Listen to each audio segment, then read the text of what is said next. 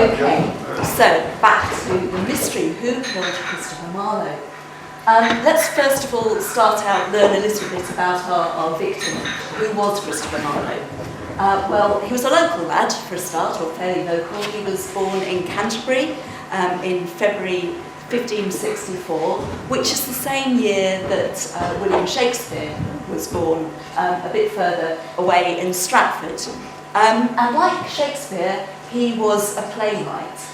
He's not as well known as Shakespeare. That's partly because he died very young, at the age of only 29. He wrote 6 plays, absolutely magnificent plays, and goodness knows what he might have written if he'd gone on to live as long as William Shakespeare did. He was also a poet, quite probably a spy. We'll go on and talk about that. He was an out-and-out troublemaker, or certainly a trouble magnet. I like to think of him really, he was the sexy Shakespeare, you know, he was the bad boy of Elizabethan theatre, and really quite a fascinating character. So, why am I interested in Marlowe, apart from the fact that he is just generally really interesting? First came across Marlowe when I was at university studying English and history, and was studying his probably best known play, Dr. Faustus, where Faustus sells his soul to the devil and in return for earthly success. I then left university, went to work as a journalist, and more or less forgot about literature for some decades. Then about 15 years ago, I think it was, one Easter weekend, I set out with my husband to walk from London, where we were living at the time, to Canterbury, over 3 days. Tip, if you're going to do that, take through longer than 3 days, because my feet have only just recovered. It's 60 miles, if you're interested. And we set off from Deptford, or we walked through Deptford, which was quite close to where I used to live, and came across the graveyard where Christopher Marlowe is buried, and the plaque saying that he had died at age 29 and was buried there, which I thought was quite interesting. And then we carried on our way and then limped into Canterbury 3 days later, and of course discovered the Marlowe Theatre. I thought, oh, that's interesting. Didn't know Marlowe was connected with Canterbury. And then found that, of course, that was his birthplace. So really just that kind of coincidence got me interested in thinking about Marlowe again and finding out more about his story. And to cut an extremely long story short, that sparked the idea for my first novel, Unlawful Things, which is a contemporary mystery set in the present day about a historian on the track of a fictional missing play by Christopher Marlowe, maybe his final missing play. Anyhow, let's go back to where it all started.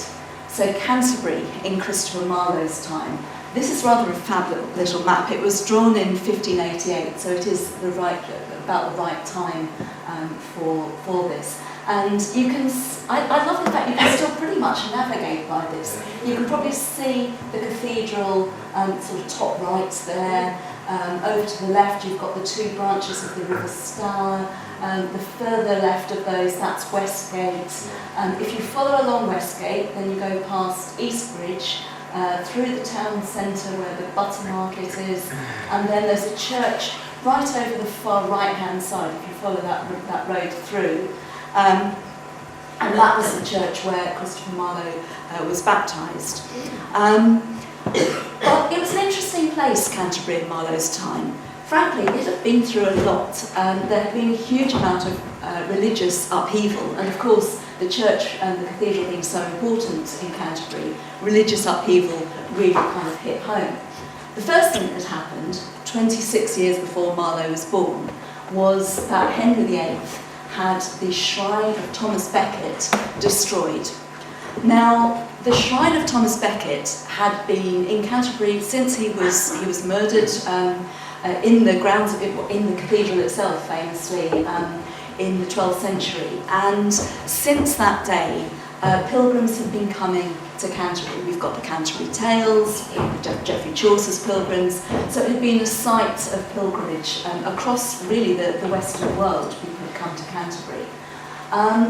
The pilgrims have been sort of dropping off a bit in recent years, but Marlowe, at the time that Henry VIII decided to destroy the shrine, that was obviously when he was having his own little difficulties with the Catholic Church, and he didn't really want people coming and worshipping at the shrine or venerating the shrine of a saint who'd stood up against the monarchy in favour of the Catholic Church. So he had the shrine destroyed, all of the jewels and gold were taken out and taken off to the treasury, and we don't really know what happened to the body of Becket, which is another interesting thing that I had a bit of a play with in my book. But since Henry VIII had continuing religious turmoil, you had Edward, his son, who was a very strong Protestant, then absolutely everything turned on its head, because you had Mary Tudor when she came to the throne, and suddenly it was Protestants being persecuted in Canterbury. And then a few years later on from that, and you've got Elizabeth, and we're back to Protestantism. So Canterbury had been through the mill quite a lot, and there'd been a lot of upheaval. There's also been an economic hit from the fact that, you know, no more tourists. We all know that makes a big difference to the economy of a place. And also there'd been a lot of disease around that time. So the town had been pretty much in decline. People were starting to come back though, and there were newcomers arriving. Some, like Marlowe's parents, came from Kent nearby, and some came from further afield. And the most interesting people who came from further afield were the Huguenots, who came from France. And when Marlowe was about 8 years old, an infamous event took place in Paris, the massacre of St. Bartholomew's Day Eve. And at that time, 3,000 Protestants were murdered, were killed on the streets of Paris as part of a sort of a pogrom almost against them at that time. And a lot of the people from France, a lot of refugees, came to Canterbury, came to England. Obviously, we're not that far we're certainly not very far here in Deal, but Canterbury's not that far from Dover, so a lot of people had fled France to the sanctuary of England and wound up in Canterbury. So Marlowe would have met these people, these refugees from the pogroms that had been carried out in Paris. And that's quite important for his later writing, because one of his final plays, and which was terribly popular at the time, is called The Massacre at Paris. And he must have drawn pretty much first-hand on what he'd learnt as a boy growing up in Canterbury. So this is where Marlowe was baptised, St George's Church. The clock tower is the only bit that is left since the Blitz, unfortunately. The rest of it was destroyed. But we do know from the parish records that he was baptised here. His father, John, was a shoemaker, and he lived near Faversham, and his mother, Catherine, was from Dover. So they moved to Canterbury, and Marlowe was their second child. They had 6 children in all. We know that he went to the King's School because he had a scholarship from the age of 1578. From the date of 1578, at which stage he was aged 14. We're not sure where he was before that, but it's possible that he was at Eastbridge College, Eastbridge School, which is just further down the road in Canterbury. But the scholarships at King's, which is a school within the cathedral grounds, was for boys endowed with minds apt for learning, and they were taught Latin, religion and music. And he must have done pretty well there, young Christopher, because he then won a scholarship to Cambridge. It was a Parker Scholarship. He was a Parker Scholar, and Archbishop Parker had set up these scholarships with the idea that they wanted to encourage boys to go into the priesthood, to become parish priests for all of the churches that needed new parish priests because of all of the decline and the monks being thrown out of the monastery and the sickness and death that there had been in previous years. So he went up to college This is Corpus Christi College in Cambridge. This is called Old Quarters, out the back of the college. The front of it is a very fancy-looking Victorian building, but this is where Marlowe would actually have lived, and I think it's the far corner there that there are records that he was lodging. And most of what we know about Marlowe in Cambridge came from his buttery records, and the buttery was the records of what he ate and drank, so his board and lodging, and we know that he was there pretty regularly. As a scholar, a scholarship boy, he was getting a shilling a week, and for the first few years that he was there as an undergraduate, he was there most of the time, and he was regularly spending, a few pennies here and a few pennies there, and it seems pretty much in line with what he was getting in. But it all changed a few years later, about 1585. First of all, he wasn't there for quite a lot of time. There were whole periods where he was missing for sort of 6 weeks, 8 weeks, 9 weeks in a term, which was a bit frowned on. You weren't meant to be going off and doing your own thing. The other thing was when he was there, he was spending a lot more than a shilling a week. He suddenly had money to burn. If you think back to the photograph of the portrait in the first picture, he was wearing a really fancy velvet doublet slashed with beautiful silk showing through. And this portrait apparently was painted whilst he was at Corpus Christi College. So somehow he found money to spend in the buttery, he found money to spend on fancy new clothes, and he found money to spend on having his portrait painted. Not what you would expect necessarily from someone who was planning to go into the church. It seems that Marlowe wasn't really a religious type. The university was suspicious about this. They weren't sure what was going on with all of his absences in particular. And we know this because they were thinking of threatening to withhold his degree. They were going to send him down with no degree, because they were worried, and the reason they were worried we know about because there was a letter from Elizabeth I's Privy Council to the university authorities saying that Christopher Marlowe was not intending to go across the sea to Rheims, we'll come back to what that means in a second, and that in fact he had done Her Majesty good service and deserved to be rewarded. Now, Rheims was a Catholic seminary in France, and it was an absolute hotbed of plotting against Elizabeth. It's where it was an English college, where a lot of the disaffected Catholic youth of Britain at the time were going across the seas. They were enrolling in this college. Some of them were becoming Catholic priests. There was a tremendous amount of plotting. The government was very worried about this, and so any suggestion that Marlowe was going to do this, was going to defect from Cambridge to the Catholic seminary at Rheims, would be really worrying. We don't actually know whether he went there. We certainly know that people thought he was going to, but it's this thing about he'd done Her Majesty good service. Well, what was Marlowe up to in all those years then? It's pretty certain, I think, that what he was doing was spying on the disaffected Catholic youth in Cambridge, and was going back to the Elizabethan Secret Service and telling them about these plots. And that's where we think he was recruited as a spy.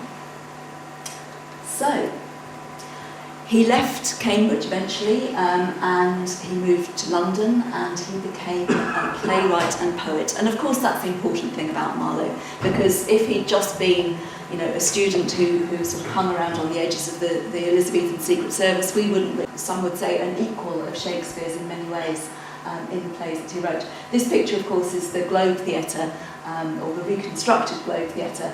You can go and visit the Rose Theatre, which is close by.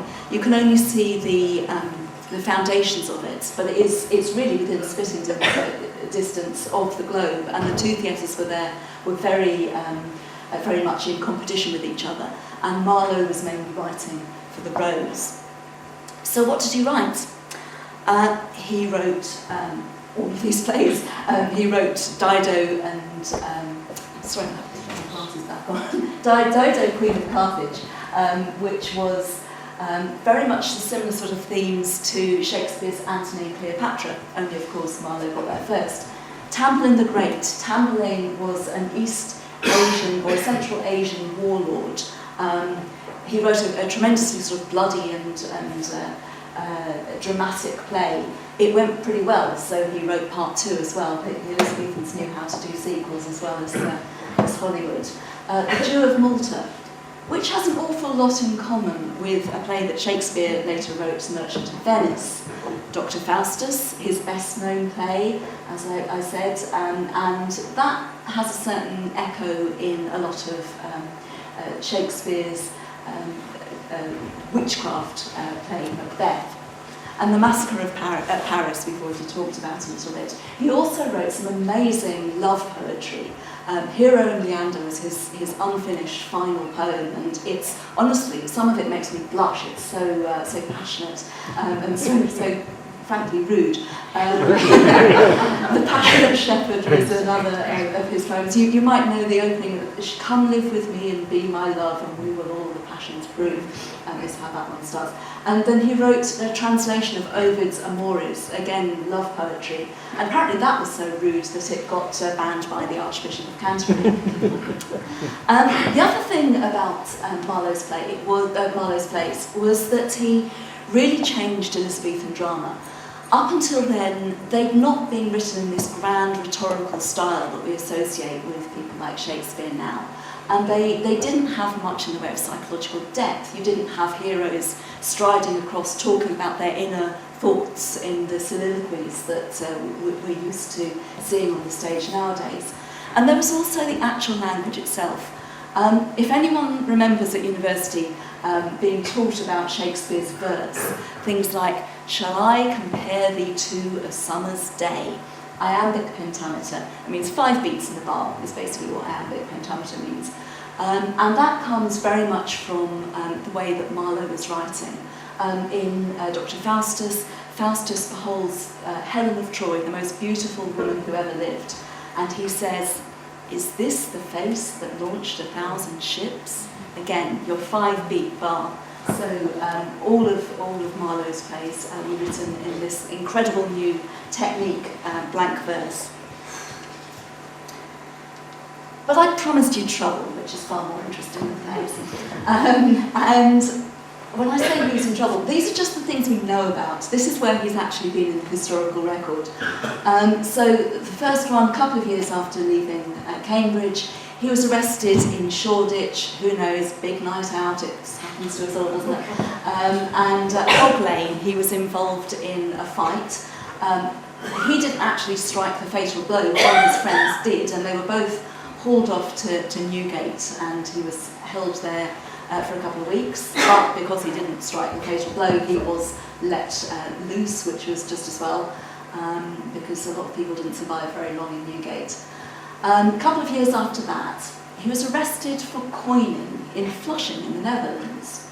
Well, that's odd. What was he doing in Flushing?